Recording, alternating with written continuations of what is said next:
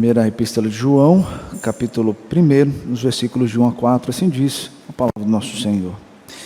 O que era desde o princípio, o que temos ouvido, o que temos visto com os nossos próprios olhos, o que contemplamos e as nossas mãos apalparam com respeito ao verbo da vida. E a vida se manifestou, e nós a temos visto, e dela damos testemunho, e vô-la anunciamos, a vida eterna, ao qual estava com o Pai, e nos foi manifestada. O que temos visto e ouvido, anunciamos também a vós outros, para que vós realmente mantenhais comunhão conosco. Ora, a nossa comunhão é com o Pai e com o seu Filho Jesus Cristo. Essas coisas, pois, vos escrevemos, para que a nossa alegria seja completa. Oremos. Deus querido, nós acabamos de ler a Tua palavra, queremos aprender dela. Fala ao nosso coração e transmita a Tua verdade de tal maneira que possamos entender e viver essa verdade. Use o Teu servo na ministração da mesma, é que nós te pedimos em Teu nome. Amém. Crianças, vocês cantaram essa linda história do Natal, mas o pastor quer fazer uma pergunta para vocês.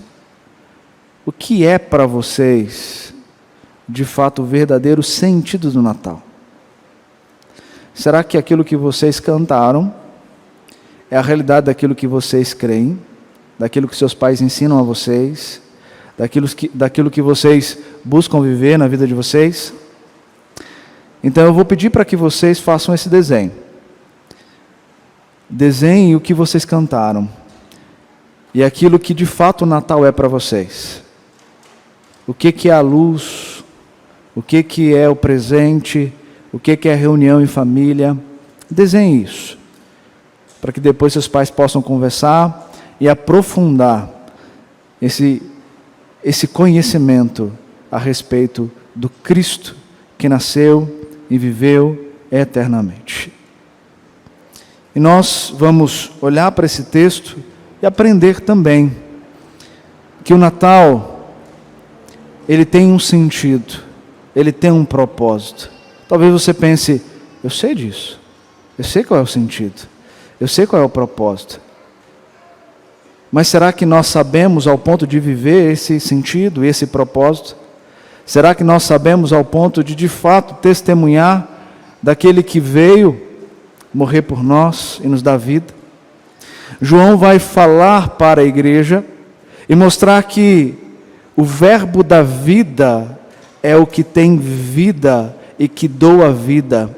E esse que dá vida é aquele que te tira de um estado de morte para viver agora em novidade de vida com Ele, para Ele. E nessa caminhada eu tenho que viver agora em uma comunhão, primeiramente com a Trindade eterna, mas também com todos aqueles que Deus deu essa vida. Essa comunhão que é a igreja. Mas mais do que isso, se nós entendermos o que é a vida, desfrutarmos da comunhão, nós teremos um resultado maravilhoso, que é a alegria. Não qualquer alegria, mas uma alegria diferente, uma alegria mais profunda. E é isso que o texto está nos ensinando. João vai mostrar para nós que esse verbo da vida, ele é real. Ele vai mostrar para nós que esse verbo da vida é comunhão. E vai mostrar para nós que esse verbo da vida é a plenitude da alegria. Veremos isso nesse texto.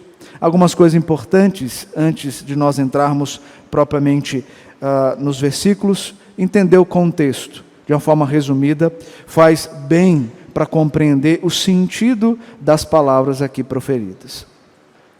Esse contexto nos leva à compreensão que essa epístola, a epístola de João, um pouco diferente das epístolas, das cartas, porque ela não começa com uma saudação, com um destinatário, com o autor mencionando aqui, mas de fato é uma epístola. Nós temos relatos e testemunhos da igreja primitiva, também dos pais da igreja, que essa é uma epístola, essa é uma carta. E João, ele tinha um propósito em apresentar os ensinos aqui descritos. No mundo greco-romano, o secretismo religioso era muito forte. Havia um nascedouro de diversas religiões, diversos tipos de adoração, E tudo isso estava permeando o cenário da igreja. E muitos falsos profetas, com as suas filosofias, com as suas doutrinas, também traziam um conceito além de Deus. Uma ideia que perpassava o sentido e o verdadeiro sentido do Cristo que veio.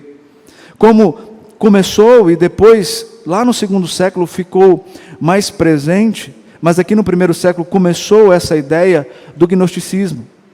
Um pouco da filosofia de Platão, em que dizia que a matéria é má e o espírito é bom. E João então está refutando essas ideias para mostrar que essas filosofias são vãs. Essas filosofias não representam aquilo que é o sentido da vida. Não representa aquilo que ele foi testemunha ocular. Daquilo que ele não só presenciou, mas desfrutou. Daquele que ele não só andou, mas desejou nesse caminhar, proclamar, anunciar, dizer aos quatro cantos que Jesus é real. Queridos, você já parou para pensar que Natal é o único feriado cristão que toda a humanidade comemora? Natal é o único feriado cristão que todo o mundo comemora. É fato que entrou diversas questões pagãs nessa celebração. Diversos elementos foram inseridos naquilo que era o verdadeiro sentido. Mas muitas pessoas que não creem no Senhor ainda comemoram, entendendo um pouco do sentido do Natal. As luzes, para trazer vida às trevas, aponta para Cristo, como nós lemos no Evangelho de João. A comunhão, aquela que nós desfrutamos em família, na ceia, aponta para a comunhão da igreja. Os presentes que trocamos, às vezes sem propósito, sem sentido, aponta para o maior presente da vida, que é a salvação. Isso ainda está nas casas de incrédulos. Isso ainda está nas cidades. Isso ainda está no meio do povo. Por mais que relativizou-se o sentido, ali se faz presente o conceito e a ideia do verdadeiro Natal. E Natal é anúncio. É falar para as pessoas desse que veio para dar vida. E nós, muitas das vezes, por conta da relativização de todo esse cenário natalino, nós esquecemos de fazer isso, do sentido não, mas de proclamar e anunciar sim. Quantos de vocês em suas ceias de Natal têm separado um tempo para falar da mensagem da vida? Quantos de vocês na ceia de Natal têm testemunhado na vida de vocês, naqueles que são da família, mas são incrédulos, que de fato Jesus é real, Ele é vida, Ele é esperança?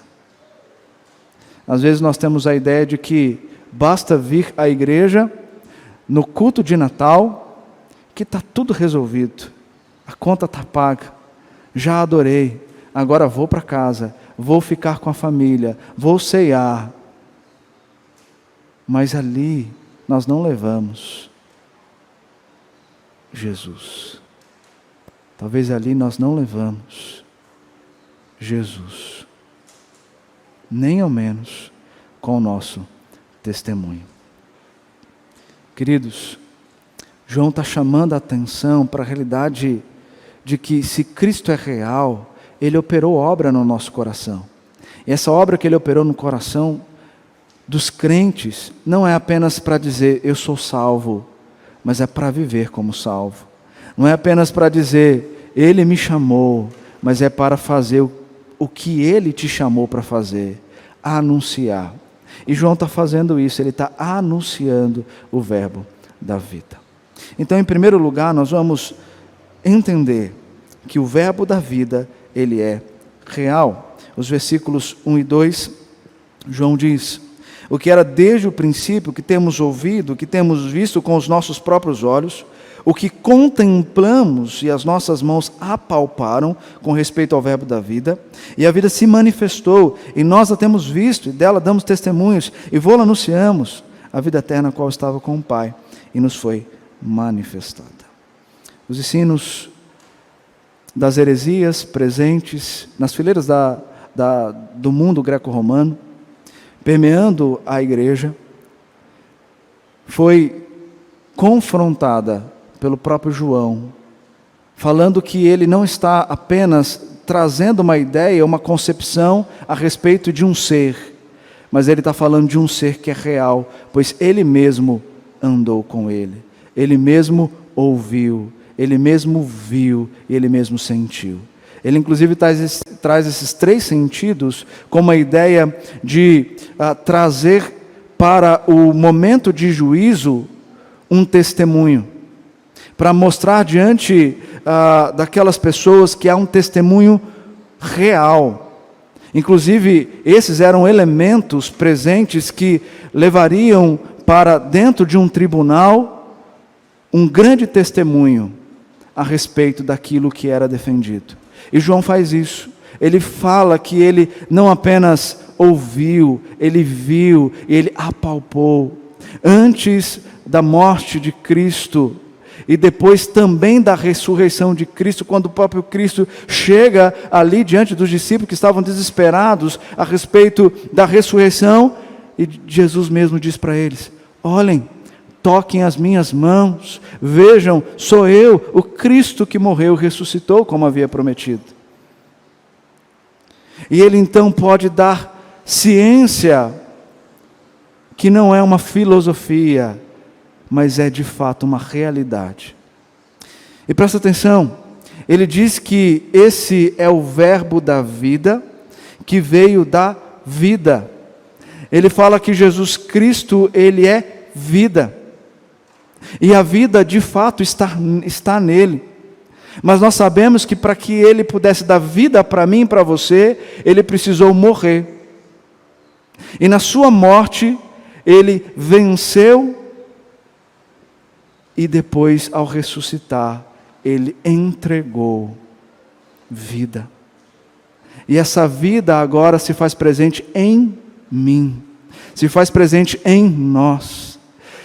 Deus enviou, junto com o seu Filho, o Espírito Santo, para que nós pudéssemos agora caminhar na convicção que a vida de fato se manifestou, e ela não só manifestou em carne, mas agora se manifestou em nossa vida, na habitação do Espírito Santo. E então nós podemos viver. E esse viver que agora temos no Filho de Deus, que se amou e a si mesmo se entregou por nós. Ele é a vida. E tudo isso se fez necessário por conta do problema do pecado.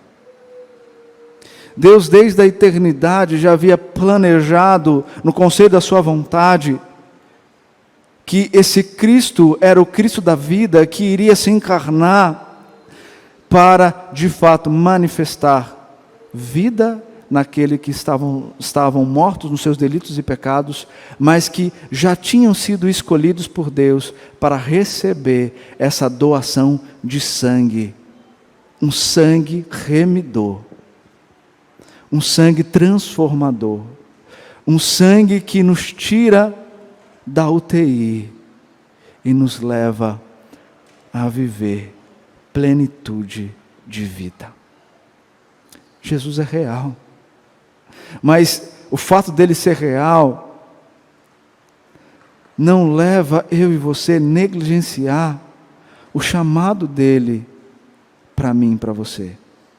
Se ele é real, e se ele me deu vida quando eu estava morto, então eu preciso bradar aos quatro cantos que de fato é somente através dele que há vida para um caído, que há vida para aquele que não tem vida. Natal é anúncio, Natal é proclamação. Apesar de nós estarmos no advento que comemoramos nesse mês de dezembro, nós temos que viver essa realidade como estilo de vida. Não é apenas nesse momento, mas em toda a nossa história, pois a nossa história tem um novo começo. E esse novo começo é para ser testemunhado, é para ser, de fato, visível às pessoas.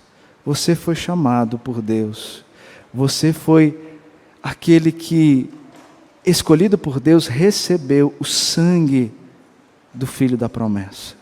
Aquele que os profetas anunciavam, que nós temos toda a história do Antigo Testamento traçando o progresso da revelação até a plenitude do tempo, na vinda de Cristo que se manifestou.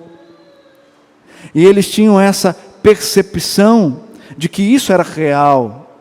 Nós agora temos a realidade, pois nós não apenas imaginamos, nós a temos em nossa vida. Nós a temos em nossa vida.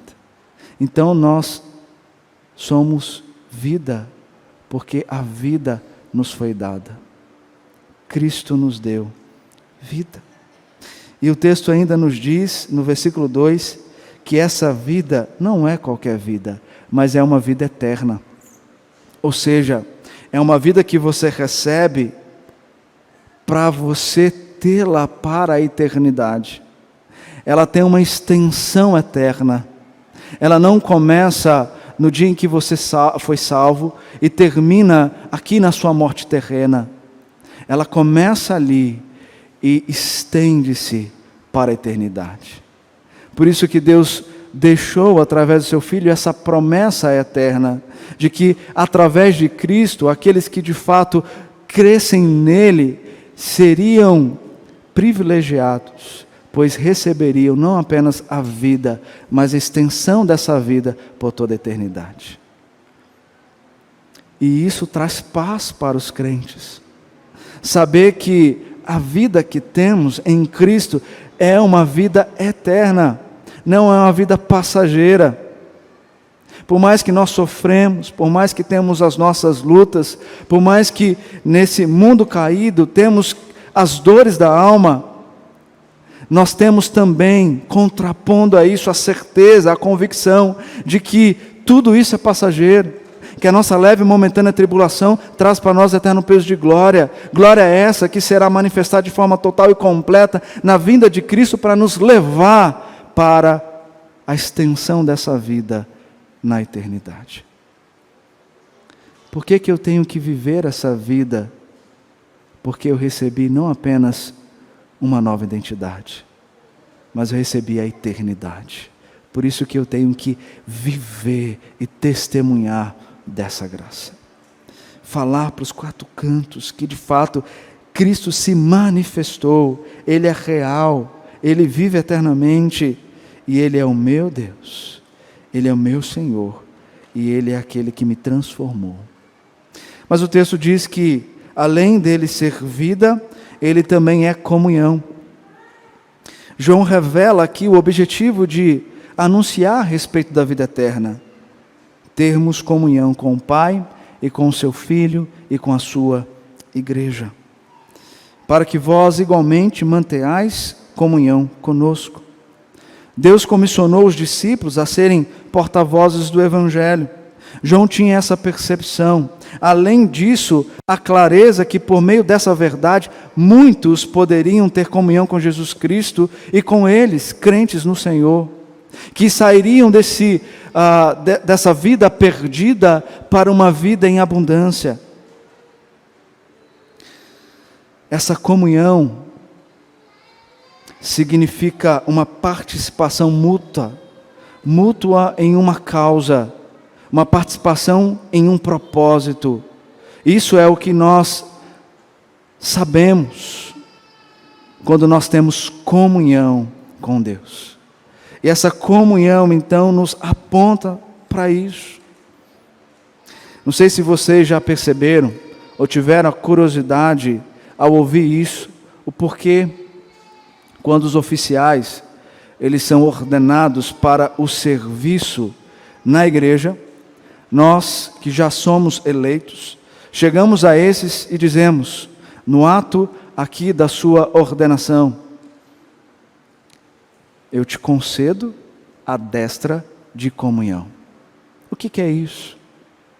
Nós estamos dizendo para aquele irmão que nós estamos ao lado dele, mas não é uma comunhão qualquer, é uma comunhão de propósito, é uma comunhão para, como Paulo fala em Filipenses, lutarmos juntos pela fé evangélica, é uma comunhão em serviço, não é uma comunhão apenas para desfrutar de banquetes que fazemos em nossas casas, mas é uma comunhão de serviço, é uma unidade em prol de uma causa. O mundo está perdido, o Evangelho é o único que transforma, então nós vamos unir para fazer esse serviço, porque quem antes nos uniu a Ele para cumprir esse propósito foi o nosso próprio Salvador.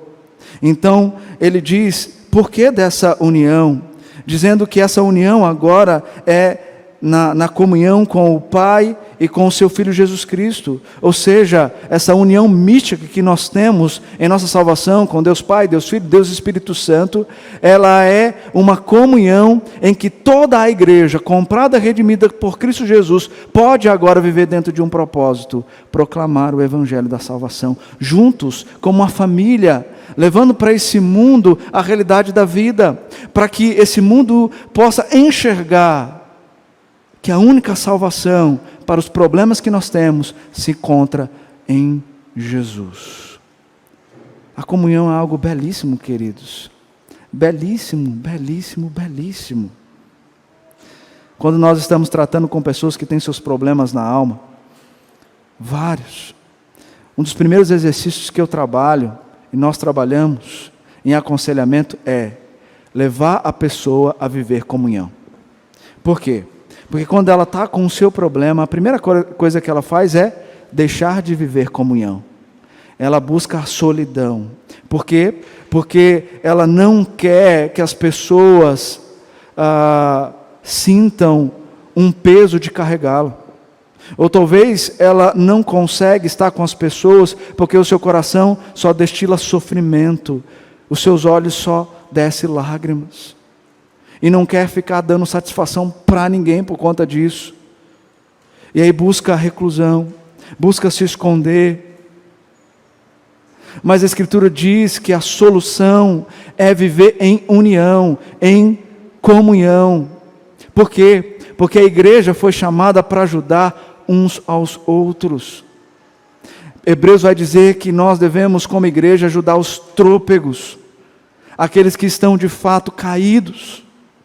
Só a igreja pode entender o que passa no coração daquele que sofre amargamente as lutas do pecado.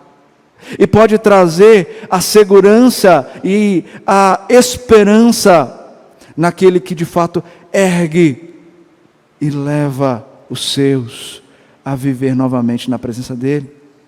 A comunhão é uma coisa tão bela, que quando nós entendemos e desfrutamos, nós não apenas ajudamos uns aos outros, nós ajudamos o mundo perdido a enxergar esperança. Pois a igreja é essa base, é esse alicerce.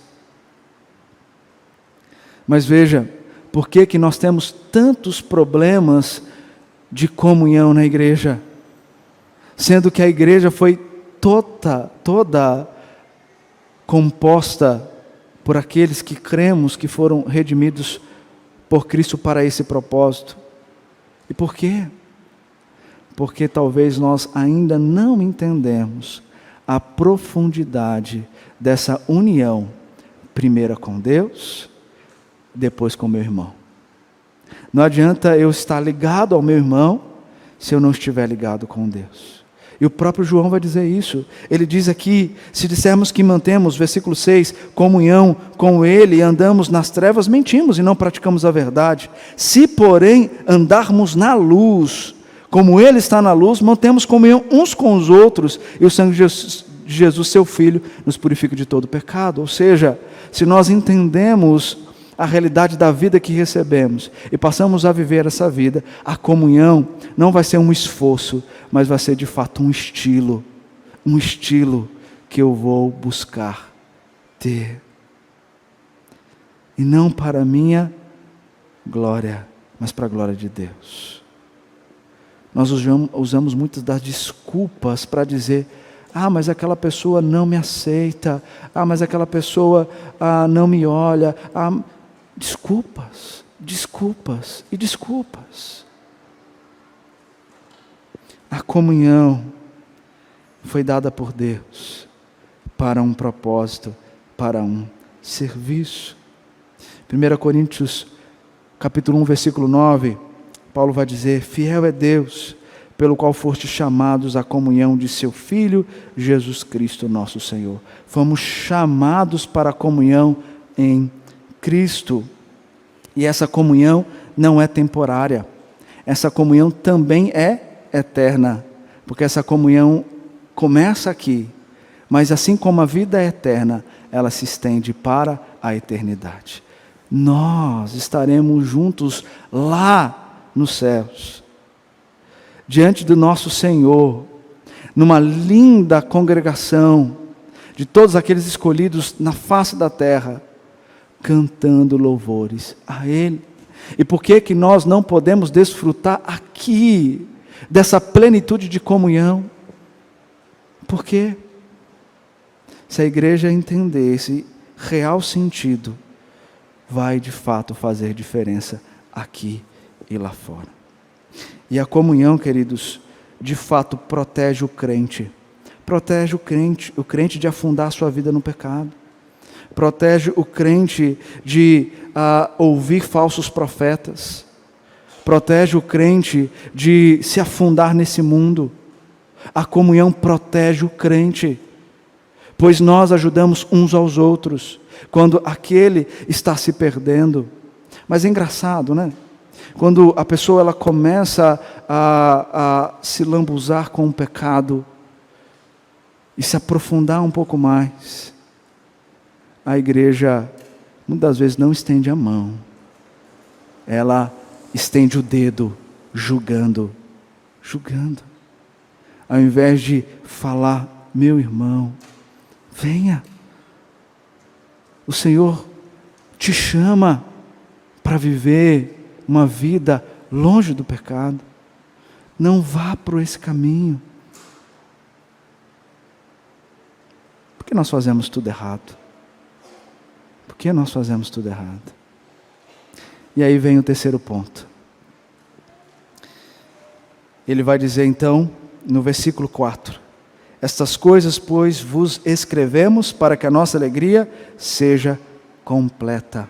Ele é real, Ele é comunhão e Ele é fonte de alegria. Jesus disse aos apóstolos, em João 15, 11, tendo dito essas palavras, para que a minha alegria esteja em vocês e a alegria de vocês seja completa. Como a minha alegria pode ser completa? Como a minha alegria pode ser completa? Cristo em mim. Por isso ela é completa. Simples assim. Mas por que eu não consigo desfrutar dessa plenitude de alegria? Porque Cristo está em mim. Mas o meu problema são as minhas coisas que dominam, e não a verdade de Deus. O Evangelho, queridos, é apresentar Cristo, que é a fonte de alegria para os que creem. Essa alegria não pode ser compreendida e nem definida, mas experimentada por aqueles que estão em Cristo. Ela é diferente das definições do mundo. Inclusive, para o mundo, é esquisito esse tipo de alegria que o crente tem. Inclusive, quando nós citamos Tiago, quando diz: tende por motivo de toda alegria o passar por várias provações. Como assim ter alegria passando pela provação? Quem é maluco de ter alegria quando no momento só há choro? Você já ouviu testemunho, ou você já testemunhou isso? Quando uma pessoa está no seu estado terminal, mas ela está alegre, feliz, e as pessoas começam a perguntar: mas o que essa pessoa tem? Ela vai morrer, e ela está feliz. Por que isso? Porque a alegria não é um estado de espírito, a alegria é uma convicção, uma certeza. Há Cristo em mim.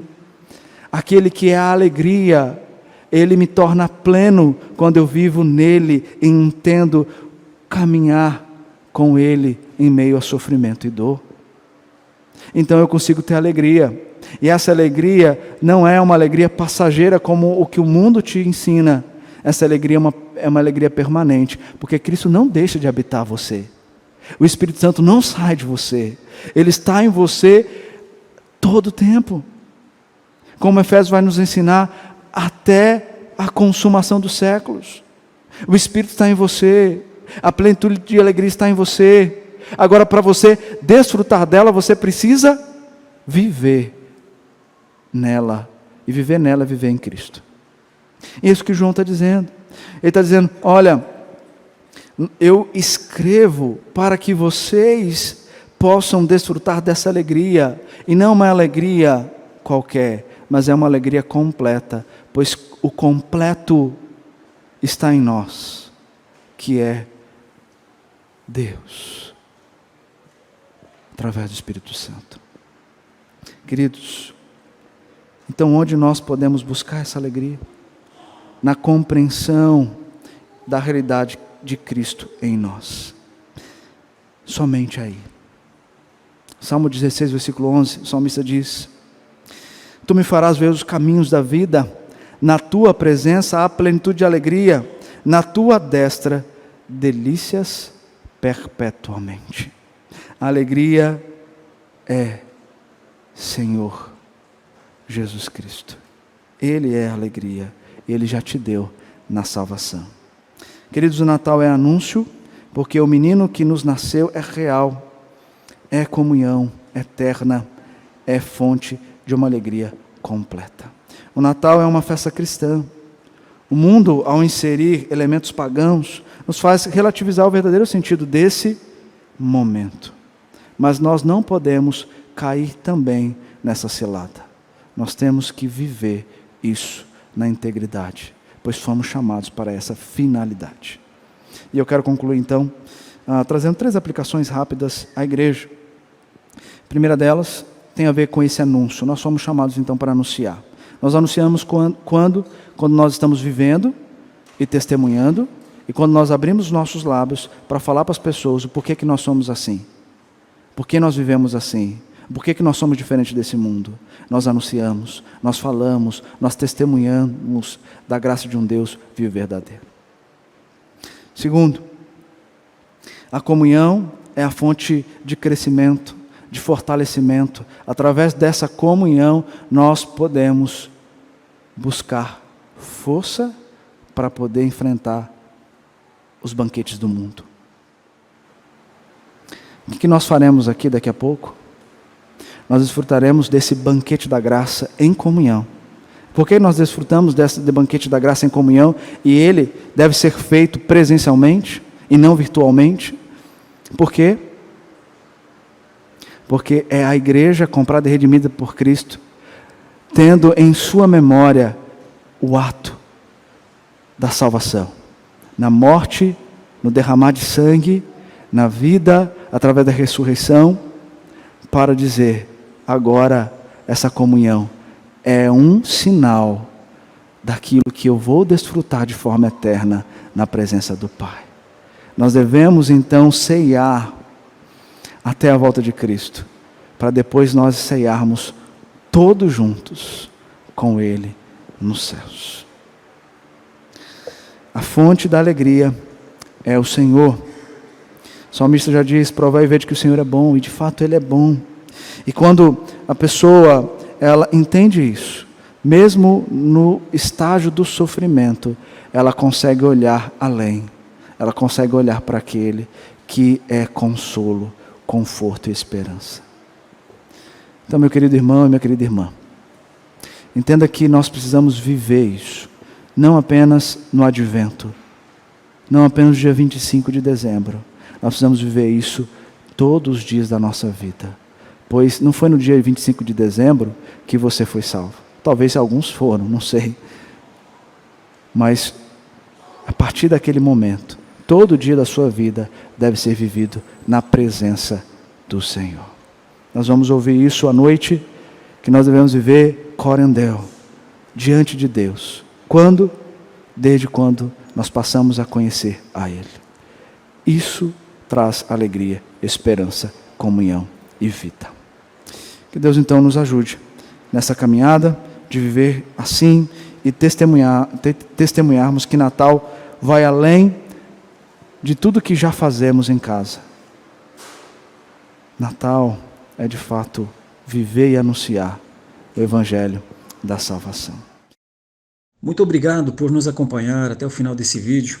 Para receber mais reflexões e ficar por dentro dos próximos conteúdos, te convidamos a seguir as nossas redes sociais que estão na descrição.